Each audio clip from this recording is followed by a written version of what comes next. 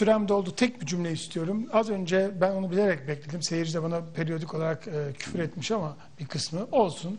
Gerilla dediniz. Bu bilinçli bir tercih. Neden gerilla diyorsunuz? Bu soru çok sorulmuş.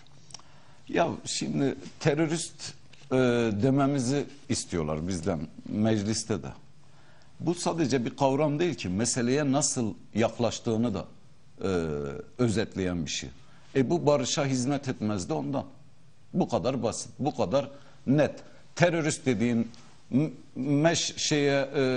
Hamas liderine dün terörist diyorlardı. Bugün AK Parti kongresinde en çok alkışlanan şey oldu. Bu böyle baktığınız zaman bir meseleyi çözüm ile aranıza dağları kendi aranızla korsunuz. Yoksa yani bu beyin mi, bu düşünce mi Allah Peki. aşkına? Bitiriyorum. Bu Barzani meselesi için özel bir program yapmamız lazım. Belki tarihsel olarak Baba Barzani'den bu tarafa siyaseten hani bu entelektüel bir tartışma olacak. Kendi halkınızın liderine, önderine gösterdiğiniz rikati başkalarınınkine de göstermek zorundasınız. Peki. Basit bir insanlık kuralıdır bu. Sen sadece onu aşağılamıyorsun. Bir halkın izzeti nefsiyle oynuyorsun. Buna kimsenin hakkı yok. Peki. Kulağımda İsmail bağırıyor. Sanki memleket